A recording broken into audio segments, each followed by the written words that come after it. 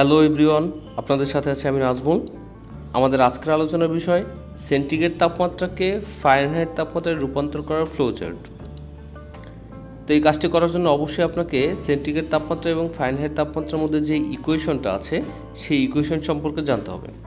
So ইকুয়েশনটা হচ্ছে এরকম, C/5 equal F-32 divided by 9।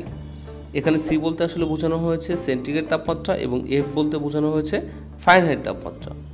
So যেহেতু আমাকে সেন্টিগ্রেড তাপমাত্রাটাকে আমি রূপান্তর করব ফারেনহাইট তাপমাত্রায়, সেন্টিগ্রেডটা দেয়া থাকবে, ফারেনহাইটটা নির্ণয় করতে হবে। সো দ্যাটস এই সমীকরণ থেকে অবশ্যই আমাকে আগে এফ এর ভ্যালুটা নির্ণয় করতে হবে। সো ফাইন, আমি এফ এর ভ্যালুটা পেয়ে যাব এরকম, F equal 9 × C divided by 5 + 32।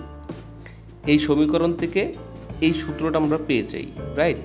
So এটা আমরা আসলে কিভাবে পাই সেটা বিস্তারিত জানতে হলে অবশ্যই গত লেকচার ভিডিওতে আমি আলোচনা করেছিলাম সেন্টিগ্রেড তাপমাত্রাকে ফারেনহাইট তাপমাত্রায় রূপান্তর করার অ্যালগরিদম। সো আপনি সেই ভিডিওটা আগে দেখে আসবেন, তাহলে অবশ্যই এই ইকুয়েশনটা সম্পর্কে এই সূত্রটা সম্পর্কে আপনি ক্লিয়ার একটা আইডিয়া পেয়ে যাবেন। Okay fine.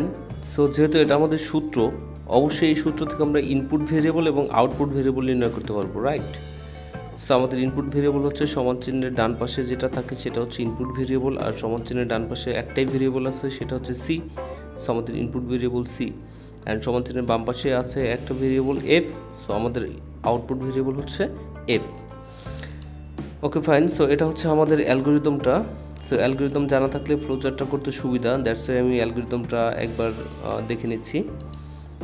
সো অ্যালগরিদমের শুরুতে যেটা ছিল সেটা হচ্ছে স্টেপ 1 স্টার্ট করা। সো দ্যাটস এই স্টার্ট করার জন্য একটা আমাদের ওভাল চিহ্ন লাগে। সো ওভাল চিহ্নের মধ্যে আমরা স্টার্ট লিখে দিচ্ছি। দেন স্টেপ 2 হচ্ছে রিড সি, ইনপুট নিতে হবে, আর ইনপুট নেওয়ার জন্য অবশ্যই আমাদেরকে একটা সামান্তরিক চিহ্ন লাগবে, রাইট?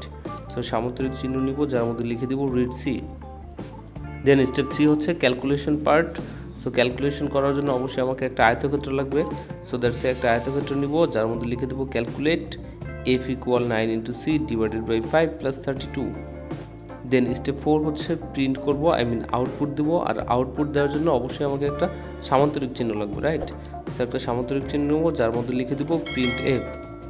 দেন স্টেপ 5 ইন্ড, আর ইন্ড করার জন্য অবশ্যই আমাকে একটা ওভাল চিহ্ন লাগবে, রাইট? সো আমি একটা ওভাল চিহ্ন নেবো, যার মধ্যে লিখে দেবো ইন্ড। সো ধন্যবাদ সবাইকে, আজকের মতো এই পর্যন্তই। সবাই ভালো থাকবেন।